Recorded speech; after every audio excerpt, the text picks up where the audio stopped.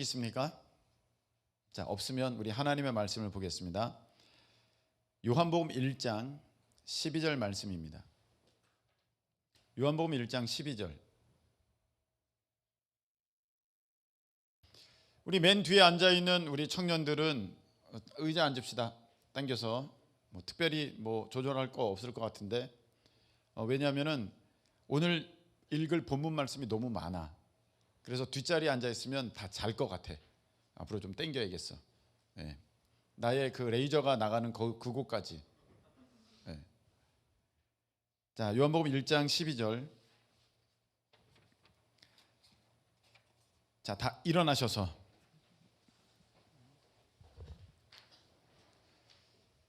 함께 봉독하겠습니다. 다 같이 시작. 영접하는 자 곧 그 이름을 믿는 자들에게는 하나님의 자녀가 되는 권세를 주셨으니 아멘.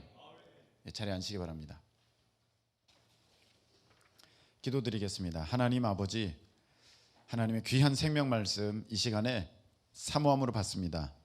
머리로 이해하는 것이 아니라 하나님 믿음으로 내 것 삼는 귀한 시간 되게 역사하여 주옵시고 우리 하나님께서 깨닫게 하심으로 말미암아 영적인 비밀이 열려지고 내게 적용되어지는 역사가 있게 하여 주시옵소서.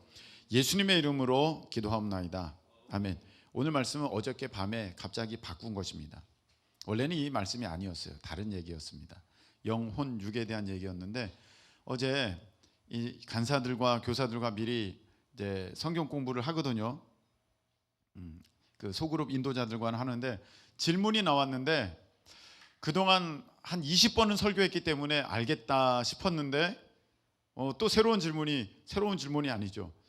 여전히 새롭다고 여기는 그런 질문들이 오는 것을 보면서 이것을 짚어주지 못하고 다음 단계로 나가면 안 되겠다.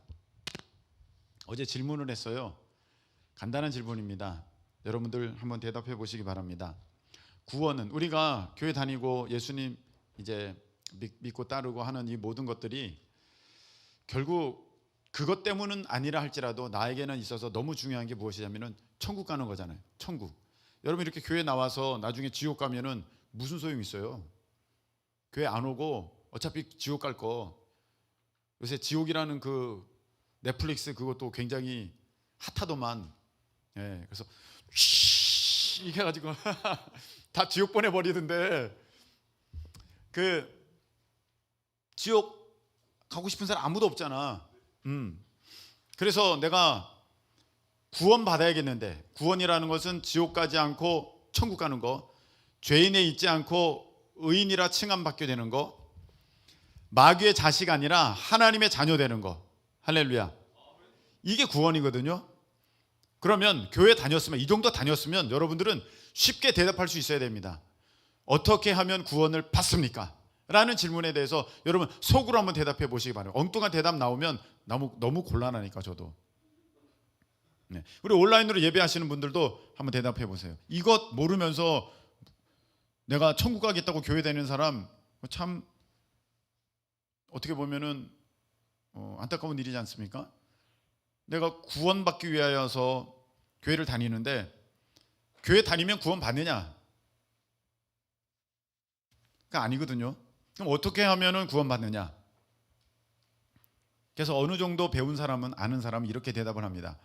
예수님 믿으면 구원 받습니다. 할렐루야. 예, 너무 간단하죠. 예수님 믿으면 구원 받습니다. 근데 여기에서 우리가 여기서부터 또 많은 사람들이 오해를 하고 있는 게 있어요. 자, 예수님을 믿는다는 것을 어떤 식으로 받아들이고 있냐면 내가 예수님이 나의 구원자이셔 그분이 나를 위해서 십자가에 달려 죽으셔서 내가 그것을 알아. 내가 그것을 그렇다고 여겨. 나도 그거 믿어. 이렇게 내 생각이 그것에 동의해. 나도 그렇다고 나도 여겨. 를 믿는다고 우리가 생각하는데 오늘 말씀에 보면은 여러분 그 말씀표 나눠드렸죠? 자, 온라인으로 예배 들으시는 분들은 나중에 그 표를 첨부하도록 하겠습니다. 첨부해 주세요. 네. 자, 그 요한복음 1장 12절 보니까 그 이름을 믿는 자들에게는 하나님의 자녀가 되는 권세를 주셨어. 그런데 예수님을 알아서 그 이름을 믿는 자들에게는 하나님의 자녀가 되는 권세를 주셨으니 이렇게 된 게 아니라, 믿는다는 것을 뭐라고 표현했냐면 성경에서는 영접이라고 그렇게 표현하셨습니다. 영접이라고 말씀하셨어요. 뭐라고요? 영접. 영접이라는 것은 환영하면서 모셔드리는 걸 말하는 거예요. 그러니까 여기서 우리가 분명히 알아야 될 것은, 믿는다 해서 이 나자로 시작하는 신발이 나는 좋다고 나도 그렇게 동의해, 나도 그렇게 믿어, 이렇게 믿음으로 생각으로 어떤 자기의 신념에 일치하는 그런 것으로 받아들이는 것이 성경에서는 믿음이 아니라, 성경에서 말씀하시는 믿음은 예수님을 모셔드릴 때, 예수님을 내 마음에 모셔드릴 때 그 사람이 믿는 사람이다. 하나님은 이렇게 하시기로 작정하셨다는 거예요. 그래서 여러분들이 교회를 다니고 나도 이 내용 아는데, 나도 이 내용 많이 배웠어, 그런다고 여러분들이 구원받은 게 아니라, 하나님의 자녀가 된 게 아니라, 예수님을 영접하지 않으면 여러분들은 믿은 사람이 아니기 때문에 구원받지 못합니다. 그럼 한번 잘 보세요. 내가 어느 대학의 종교학 교수야. 그러니까 내가 불경도 다 알아, 코란도 다 알아, 성경도 다 알아. 여러분들보다 더 많이 성경을 읽었고 성경을 아주 잘 알아.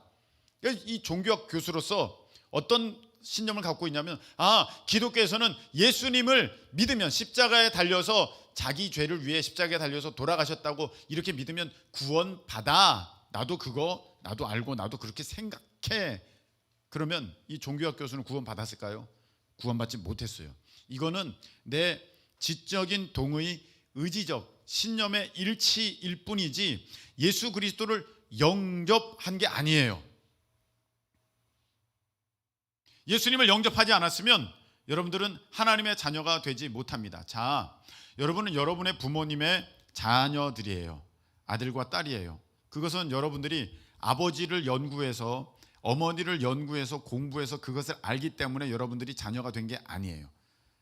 우리 아버지는 67년도에 5월 7일 생으로서 어떻게 태어나셨고, 어느 학교를 다니셨고, 어떤 일을 해오셨고, 성함은 이런 거야, 그렇기 때문에 이분이 나의 아버지야 라고 해서 내가 이렇게 한 게 아니라, 여러분은요 어떻게 해서 여러분 부모님의 자식이 되었습니까?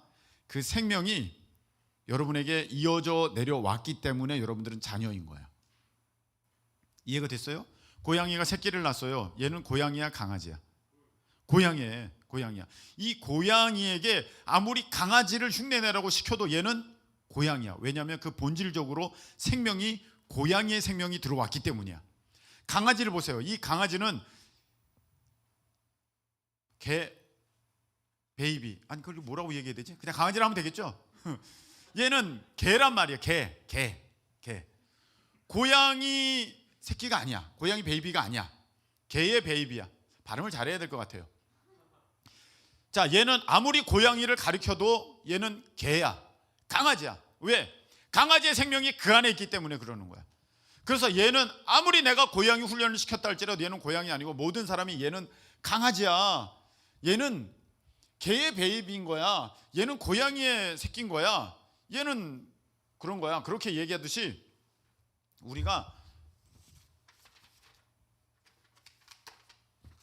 우리가 배워서, 우리가 알기 때문에, 우리가 이해했기 때문에, 하나님은 이런 분이셔, 예수님은 이런 분이셔, 예수님은 나의 구원자셔, 십자가에 달려 죽으셨어, 나 때문에 죽으셔서, 이걸 알았다고 여러분이 하나님의 자녀가 되는 것이 아닙니다. 이거 없는 사람 손 들어보세요. 나눠주세요. 네, 이해가 됐어요? 여러분이 부모님을 공부해서 부모님을 잘 알기 때문에 부모님의 자녀가 아니라, 아무것도 모르는 어린아이라 할지라도 그 생명이 그 안에 있기 때문에 자녀인 거야. 그러면 여러분이 하나님의 자녀이려면 하나님의 생명이 여러분 안에 들어와야 돼요. 내가 배워서가 아니야. 내가 알아서가 아니야. 내가 동의해서가 아니야. 그분이 나의 하나님이 아버지셔라고 내가 막 외쳐서가 아니야. 어떤 사람이 와가지고 유경이한테 와서 엄마 엄마야 막 그러면서 엄마하고 어떤 애가 막 매달렸어. 대웅이가 놀라면서 유경아 너 아니지? 얘가 맞아 내 엄마야. 그 엄마야? 아니잖아. 여러분이 아무리 소리를 지르면서 하나님 아버지 한다 할지라도 뭔 소리야? 너는 마귀 새끼인데, 독사의 자식. 그게 외친다고 바뀌어지는 게 아니야. 100번 만번 외친다고 여러분들이 마귀 자녀에서 하나님 자녀가 되는 게 아니야. 눈물 흘리면서 하나님 아버지라고 한다고 해서 여러분이 불쌍히 여겨가지고 되는 게 아니라니까.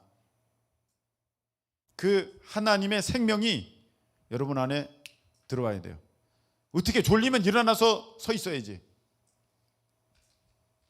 졸지 말고, 이 중요한 거니까. 하나님의 생명이 여러분 안에 들어와야 돼요. 하나님의 생명이 없으면 여러분 하나님의 자녀가 아니에요. 하나님의 생명이 있어야 돼요. 그러면 질문, 그럼 하나님의 생명을 어떻게 받아요? 하나님의 생명을. 자, 그래서 여러분 요한복음 1장 4절 보세요. 1장 4절 시작. 그 안에 생명이 있었으니 이 생명은 사람들의 빛이라. 예수님 안에 뭐가 있었어? 생명.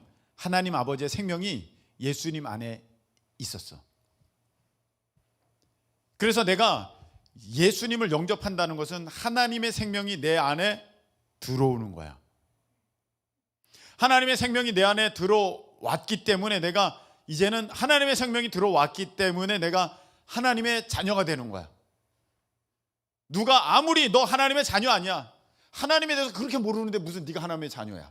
그래도 나는 하나님의 자녀야. 어린아이가 1살짜리가 엄마 아빠에 대해서 아무도 몰라. 그래도 엄마 아빠의 자녀인 거야. 누구보다도 이 아저씨 이 아줌마를 잘 아는 15살짜리 옆에 있는 소년이 이분이 나의 아빠야 엄마야 라고 아무리 외쳐도 생명이 그 안에 있지 않는다면 자녀가 아니듯이, 내가 비록 아무것도 모른다 할지라도 하나님의 생명이 내 안에 있으면 여러분은 하나님의 자녀입니다. 근데 그 생명이 누구 안에 있어요? 예수님 안에 있어. 그래서 예수님을 영접하는 것은 곧 하나님의 생명을 내가 받아들이는 거야. 할렐루야. 요한일서 5장 12절 보세요. 요한일서 5장 12절 읽겠습니다. 시작. 아들이 있는 자에게는 생명이 있고 하나님의 아들이 없는 자에게는 생명이 없느니라. 아멘. 그래서 하나님의 아들이 내 안에 들어오신 그 사람은 하나님의 생명이 있어. 하나님의 아들이 없으면 생명이 없어. 그래서 교회를 70년 다녀도 하나님의 아들이 내 안에 없으면 그 사람은 지옥 가. 그냥 종교인으로 70년을 산 거야. 머리로는 굉장히 많이 알아. 들은 설교가 많으니까, 공부한 것이 많으니까. 그런데 하나님의 아들 예수 그리스도를 통한 하나님의 생명이 내 안에 있지 아니하면 여전히 그는 마귀 자식이야. 천국 못 가. 천국은 하나님의 자녀들만 들어갈 수 있는 곳이기 때문입니다. 자, 여기에서 질문이 나왔었어요, 어저께. 그럼 목사님, 예수님을 영접하는 것은 어떻게 해야 됩니까? 예수님을 영접하는 것은 어떻게 해야 됩니까? 중요한 질문이죠. 아마 여기 예수님을 영접하지 않은 분들은 더욱 집중해서 잘 들으세요.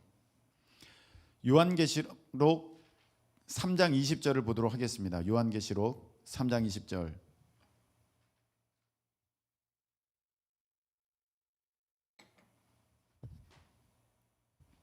요한계시록 3장 20절. 자, 읽겠습니다. 시작. 볼지어다 내가 문 밖에 서서 두드리노니 누구든지 내 음성을 듣고 문을 열면 내가 그에게로 들어가 그와 더불어 먹고 그는 나와 더불어 먹으리라. 아멘. 예수님께서 문을 밖에서 두드리고 계신데, 그러면 어떻게 교회 문 열어드려야 돼? 여러분의 현관문을 열어드려야 돼? 뭐 어느 문을 열어드려야 돼? 무슨 문을 두드리고 계신다는 거야? 여러분의 마음의 문을.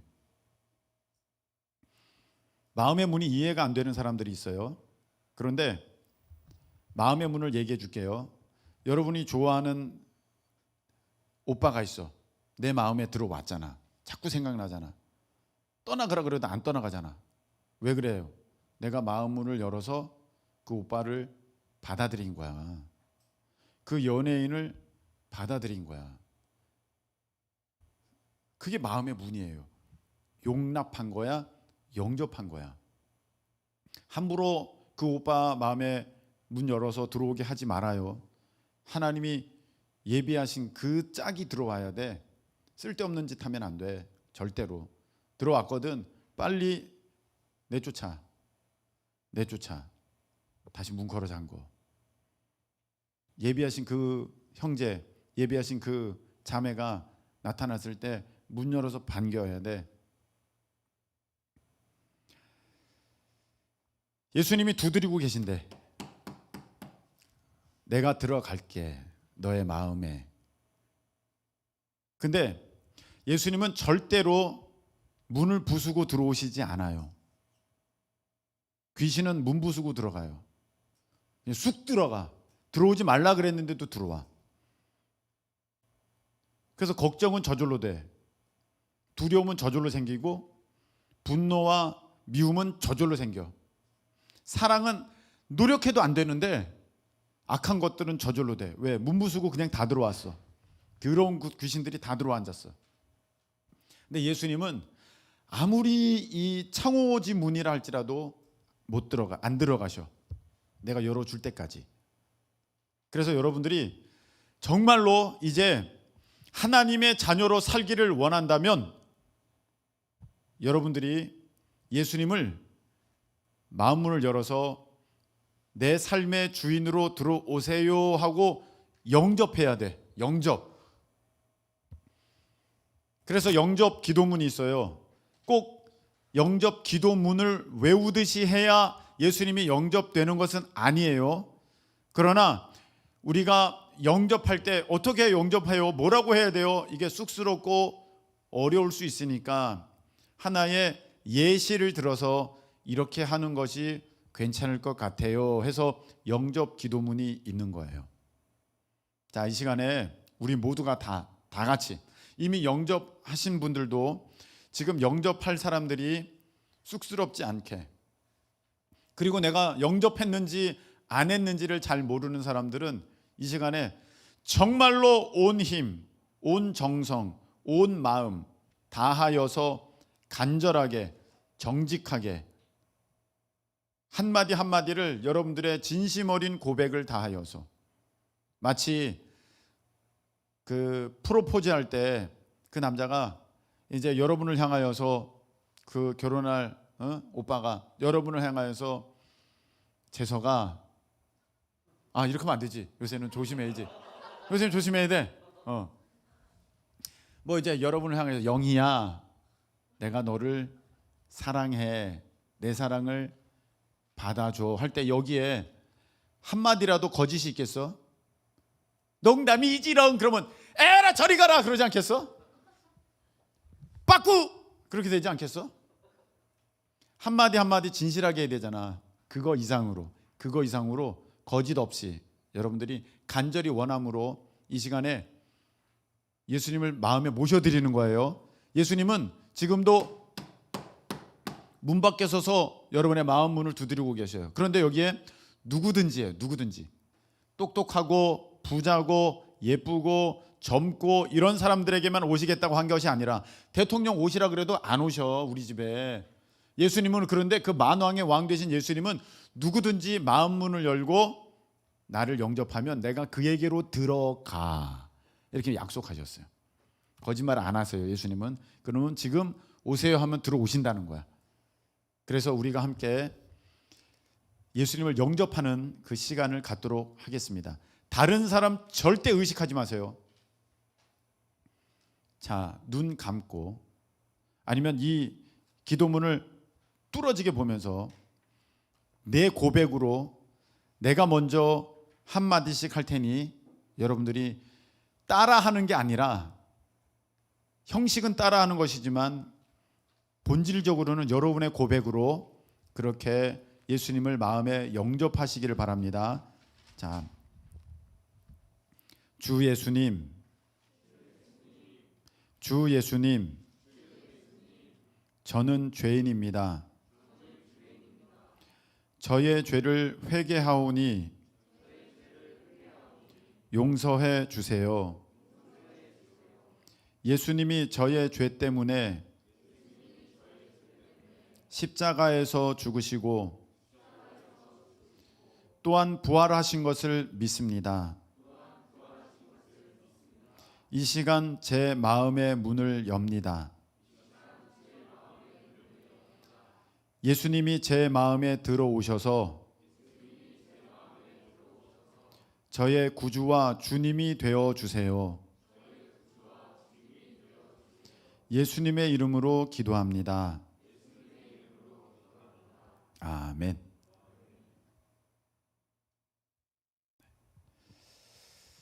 지금 참 굉장히 복된 시간, 너무 의미 있는 시간, 가장 귀한 시간을 여러분들이 가졌어요. 예수님을 여러분의 마음에 모셔드리는 거. 요한복음 1장 12절에는 이렇게 약속하셨어요. 영접하는 자. 근데 그것이 믿는 거래. 곧 그 이름을 믿는 자들에게는, 들에게는 소수가 아니라 복수죠. 믿는 자들에게는 누구든지예요.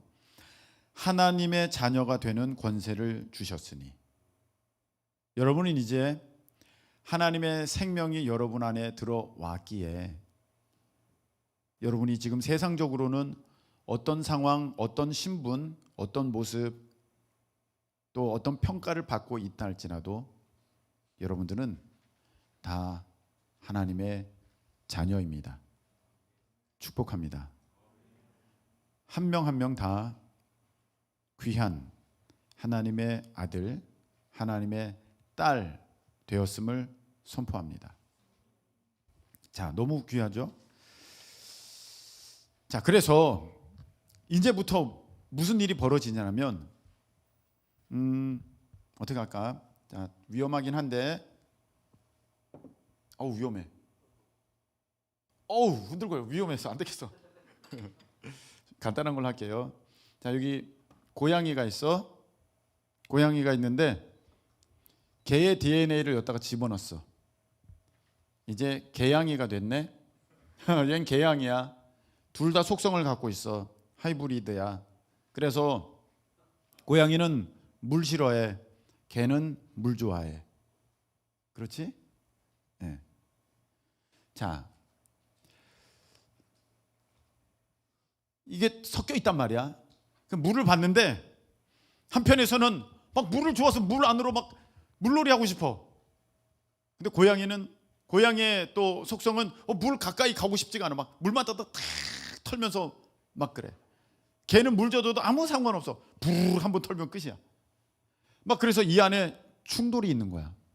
여러분, 원래 내 육신의 생명이 있었어요. 근데 예수님이 들어오셨어요. 하나님의 생명이 들어오셨어요. 그럼 이 안에서부터 충돌이 있게 돼. 충돌. 그래서 천연덕스럽게 맨날 거짓말을 잘했어. 아무 거리낌 없었어. 부모님께 돈 받아다가 이거 학교에 필요한 거라고 하면서 지가 아이템 사고 돈 다 써버렸어. 거짓말 아주 천연덕스럽게 잘했고 아무 문제 없었어. 그런데 어느 날부터 거짓말하면 안 되는데 이런 생각이 들어서 엄마한테 돈 받을 때도 이제 떠듬거려. 엄마가 눈치채. 너 거짓말하는 거지? 아니야. 빨리 돈 내놔. 강도냐? 막 그런단 말이야. 이거 안 되겠네. 왜 이러지 내가? 나 잘했는데. 내 마음 안에서 이제 서로 두 생명이 충돌이 일어나기 시작합니다. 달라진 게 느껴져요. 말씀이 있어요. 우리 로마서 7장 22절 보세요. 자, 읽겠습니다. 내 속사람으로는 하나님의 법을 즐거워하되, 23절, 내 지체 속에서 다른 법이 내 마음의 법과 싸워 내 지체 속에 있는 죄의 법으로 나를 사로잡는 것을 보는도다. 이건 사도 바울의 고백인데, 내 마음에 두 개의 법이 있다는 거야. 하나님을 따르고자 하는 그 하나님의 법이 있고, 세상의 법을 따르고자 하는 그 세상 법을 따르고자 하는 마음이 있다는 거야. 이 둘이 지금 싸운대.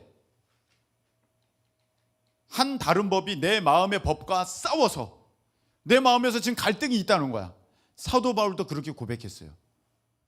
그래서 여러분, 우리가 예수님을 믿게 되면 삶이 편해지는 게 아니라 삶이 힘들어져. 왜냐하면 세상과 다른 가치관을 갖고 자꾸 살 수밖에 없는 그런 내 마음에 어떠한 작용이 내 마음에서 일어나. 그 전에는 돈이 최고였는데, 그 전에는 인기가 최고였는데, 그 전에는 높아지는 게 최고였는데, 어느 순간부터는 내가 돈 따라가면 되나? 내가 인기 따라가면 되나? 내가 높아지는 거 좋아하면 되나? 이런 부분들이 내 마음에 자꾸 충돌나. 나는 높아지고 싶은데 한편에서는 난 낮아져야 돼. 이렇게 돼 있어. 나는 돈이 너무 좋은데 내가 돈 사랑하면 안 돼. 내가 인기가 너무 좋은데 내가 인기 구가면 안 돼. 이게 내 마음에서 올라갔다 내려갔다 올라갔다 내려갔다 올라갔다 내려갔다 하게 되는 일들이 있다는 거예요. 여러분, 그래야 안 그래요? 그렇게 된 거예요. 왜 그래요? 내 육신의 생명이 있고 예수님의 하나님의 생명이 내 안에 있기 때문에 이 충돌이 있는 거야. 그래서 이거는 나쁜 게 아니라 당연하고 좋은 거야. 근데 이 갈등이 빨리 결정이 돼야 돼. 닭들이 처음에 다 모아놓으면 주도권 잡느라고 맨날 싸워. 그냥 맨날 아주 소란스러워. 개들도 질서가 잡히기 전까지는 굉장히 소란스러워. 내 마음이 왜 이렇게 소란스러워? 왜 이렇게 혼란스러워? 아직 질서가 안 잡혔어. 예수 생명이, 오늘 제목이 뭐예요? 예수 생명으로 산다죠? 제목이 뭡니까? 예수 생명으로 산다. 예수님의 생명이 나를 콱 잡아야지 내 삶의 질서가 팍 서게 되는데, 이게 안 되니까 자꾸 이랬다가 저랬다가, 이거 결정했다가 저거 결정했다가, 내가 자꾸 이렇게 바뀌게 되는 거야. 오락가락하는 거야. 가만히 생각하면 이렇게 가야 될 것 같고, 한편으로 또 안 될 것 같고, 이게 아직 질서가 안 잡혀서 그래요. 빨리 질서 잡아야 돼요. 근데 여기서 또 질문을 하더라고. 목사님, 근데 그거는 배워서 그럴 수도 있잖아요. 배워서.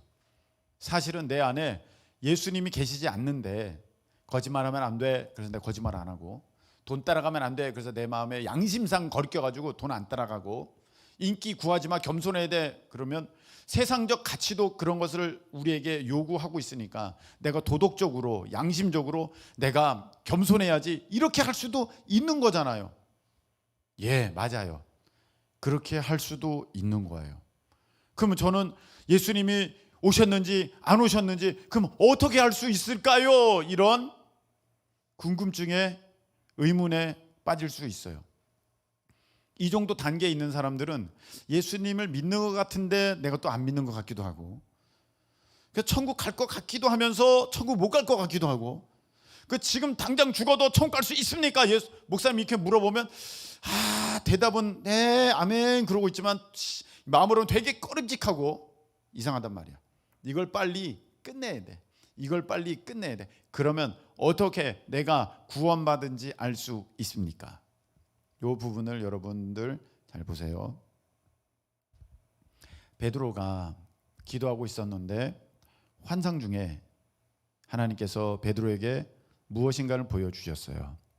보자기가 하늘에서 내려오는데, 이제 거기에 유대인으로서는 먹어서는 안 되는 이제 그러한 것들이 있게 되었습니다. 잡아 먹어라, 받아 먹어라. 그랬더니 베드로께서 내가 이런 거 먹은 적이 없습니다. 내가 깨끗하게 하였으니 너 먹어라. 이렇게 3번이나 말씀하셨어요. 그리고 다시 보자기가 하늘로 쑥 올라갔습니다. 이게 환상 중에 보였어요. 그 베드로가 이게 도대체 무엇이지? 그러고 있는데 웬 사람들이 베드로를 찾아왔어요.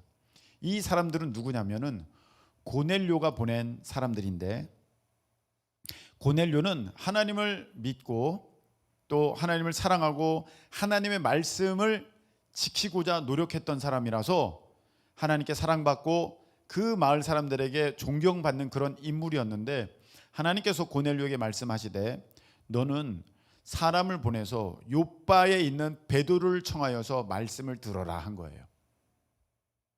여기 중요한 게 있죠. 하나님은 은혜를 베푸셔도 사람을 통해서 베푸신다는 거예요.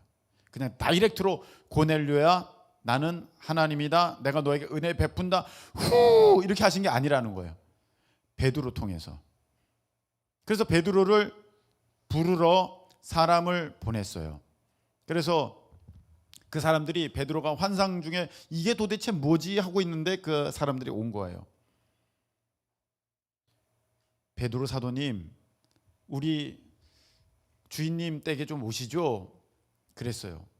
그래서 사실 베드로는 유태인이야. 유태인들은 이방인의 집에 가면 안 돼. 가면 안 돼. 그게 법이야. 안 되는데, 그런데 환상을 생각하면서 이게 그 뜻이었나? 내가 깨끗하게 했으니 네가 허락하라 이 뜻이었나 하는데 천사가 나타나서 그래 너 가라 확실하게 알려주셨어요. 그러니까 베드로가 그 집에 갔어. 고넬료 집에 갔네. 그래서 고넬료 집에서 막 말씀을 전했어요. 말씀을 전하는데 우리 찾아보도록 하겠습니다. 사도행전 10장 45절. 사도행전 10장 45절.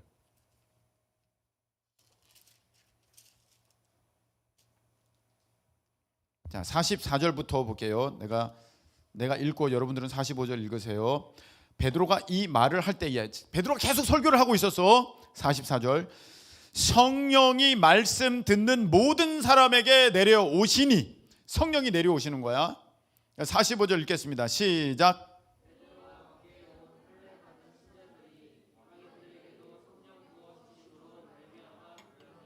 깜짝 놀랐어요. 누가? 베드로와 같이 온 사람들이. 거기 보면 같이 온 사람들을 뭐라고 표현하고 있습니까? 할례 받은 신자 이렇게 돼 있어요. 이거 유태인 크리스찬들을 말하는 거야. 유대인이었으면서 예수님 믿게 된 그 크리스찬들이 베드로와 함께 왔는데 그걸 보면서 깜짝 놀라는 거야. 왜 놀냐면은 이방인에게 성령이 오시는 걸 보면서 깜짝 놀라는 거야. 왜? 이방인들은 하나님의 백성이 아니야. 유태인들이 생각할 때 이들은 다 지옥 가는 거야. 자, 졸지 말아요. 정신 바짝 차리세요. 재미는 없을 거예요. 중요해요. 주사 맞는 거 기분 좋은 거는 뽕밖에 없어요. 히로뽕. 전부 아파. 그러나 반드시 맞았어야, 여러분들이 DTP 뭐 이런 거 맞았어야 건강하게 되는 것처럼 정신 바짝 차리세요. 지금 정신 차려. 중요한 거야. 깜짝 놀란 거야. 왜 깜짝 놀라서? 성령님이 오셨으니까 깜짝 놀란 거야. 아니 이거 어떻게 된 거야? 왜? 이방인들에게는 그런 일이 일어나면 안 되었거든. 자기들의 생각에는. 이 예수님을 믿고 성령 받고 이런 일들은 오직 유대인들에게만 있어줘야 하는 일들인데 이게 이방인들에게 있으니까 깜짝 놀랐는데, 성령이 오신 것을 그들은 어떻게 알았어? 어떻게 알았어? 46절. 이는 방언을 말하며 하나님 높임을 들음이러라. 방언을 라라라라라라라 이 사람들이 말하는 거 보면서 베드로가 깜짝 놀라고, 베드로랑 같이 온 유대인들이 깜짝 놀라. 깜짝 놀란 거예요. 방언 받으니까. 성령 오셨는데 그게 다른 은사들은 나타나질 않잖아요. 잘 모르잖아요. 예? 영분별, 예언 하기 전까지 모르는 거 아니야. 가만히 있어 아무도 몰라. 근데 방언은 막 저절로 다 드러나. 깜짝 놀랐어. 야, 성령님 오셨네. 방언 받는 것은 성령님께서 오셨다는 분명한 증거야. 그래서 사도 베드로께서 이 47절 이에 베드로가 이르되 이 사람들이라는 것은 고넬료 가정에 있던 자기들이 보기에는 이방인들, 구원 받을 수 없는 사람들, 이 사람들이 우리와 같이 성령을 받았으니 누가 능히 물로 세례 베품을 금하리요. 야, 성령 세례 받았다. 성령 세례 받았어. 다 끝난 거야. 이방인들에게 물 세례 주면 안 되거든요. 이거는 예수님 믿었다는 상징적 표현이에요. 이미 성령 세례 받은 것은 예수님 믿고 이들이 구원 받은 거야. 그러니까 주님의 명령을 따라서 아버지, 아들과 성령의 이름으로 세례를 주고 그래서 세례를 베풀었어. 근데 이 소문이 예루살렘으로 들어갔어. 그래서 11장 2절 보세요.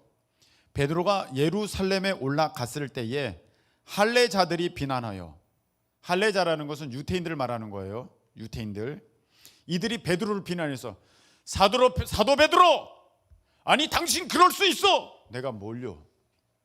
아니 이방인에게 가가지고 세례를 베풀었다면서요.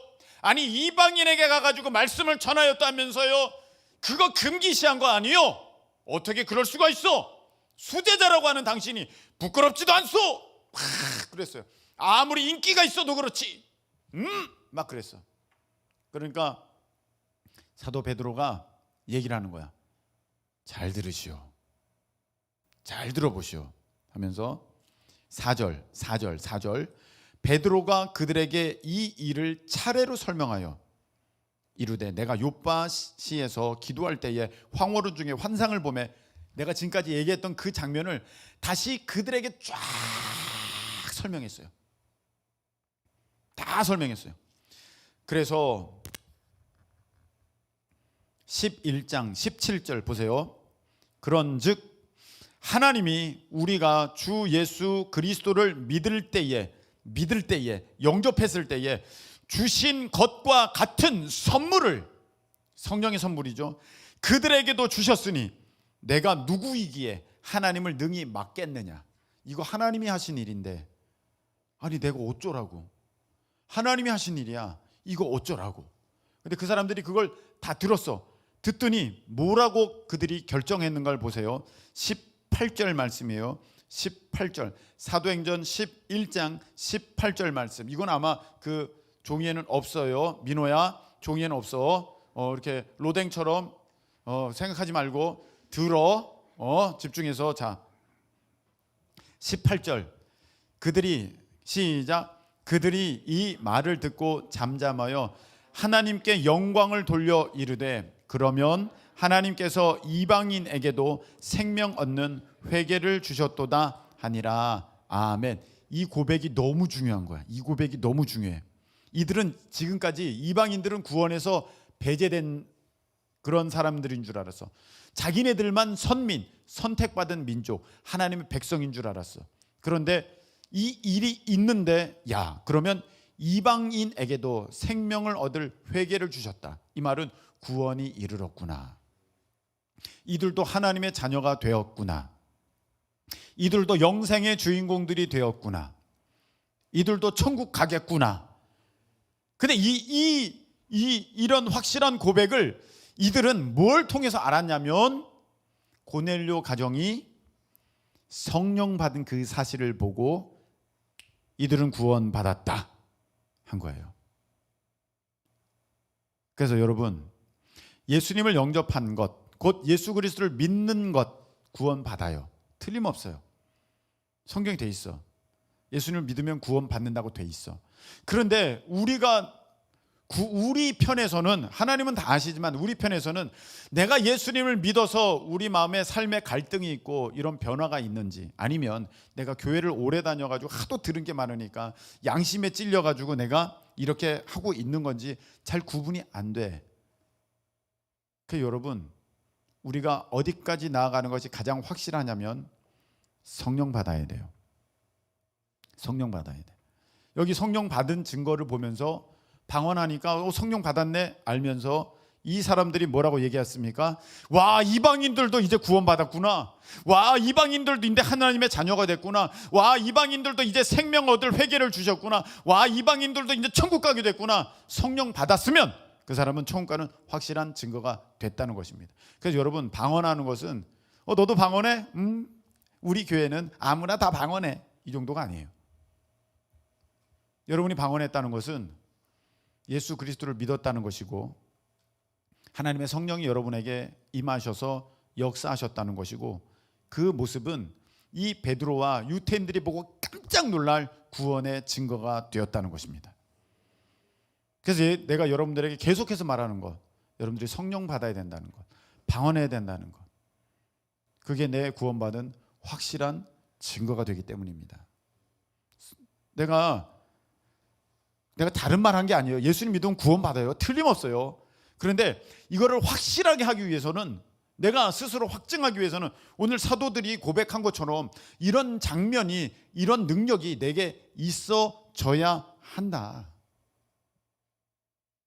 그래서 여기 혹시 나 방언 못해요, 나 성령 받지 못한 것 같아요, 이런 사람 있어요. 그런 사람은 금요일로 꼭 나와야 돼요. 그렇지 민호야? 일찍 와야 돼. 그래? 일찍 와야 돼. 일찍. 여기 보면 또 그런 사람 있어요. 나는 방언도 하고 성령도 받았나 천국 가네. 그 다음 거를 오늘 설교하려고 그랬어요. 그 다음 거를. 근데 이게 안 됐다는 걸 내가 알고 지금 그 전 단계를 지금 설교를 했어요. 말씀 맺겠습니다. 깜짝이야. 자, 믿는다는 것은 내가 머리로 나도 그렇게 생각해, 나도 그렇게 마음으로 동의해, 이게 아니에요. 예수님이 내 안에 오셨을 때, 그 예수님 안에 하나님의 생명이 있는데, 그 하나님의 생명이 내게 들어왔을 때, 하나님의 생명이 내게 왔으니까 나는 세상 사람들이 뭐라고 해도, 어떤 상황 가운데 있다 할지라도 여러분은 하나님의 자녀야. 하나님의 자녀야. 틀림없어. 그러니까 여러분들이 하나님의 자녀로서 당당하게 살아. 버림받았다고 그렇게 생각하지 마. 여러분들은 하나님의 자녀야. 이것은 내가 배워서, 이것은 하나님이 그냥 나 불쌍해서 너 그냥 오늘부터 내 자녀해, 이게 아니에요. 예수 그리스도 생명을 통하여서 우리 가운데 하나님의 생명을 주셨어요. 그래서 우리는 하나님의 생명으로 지금 사는 하나님의 자녀입니다. 여러분들이 이제 자녀의 권세를 누리시고, 성경에 돼 있잖아. 영접하는 자, 꼭 그 이름을 믿는 자들에게는 하나님의 자녀가 되는 뭘 주셨어? 권세가 있다니까 여러분들 안에. 근데 왜 삶을 그렇게 살아? 뭔가 문제가 있는 거야. 권세가 있다 그랬어요. 오늘 우리는 예수님을 영접하였고 하나님의 자녀가 되었습니다. 우리 이 찬양을 통하여서 우리가 주님 앞에 온전히 한번 고백했으면 좋겠습니다.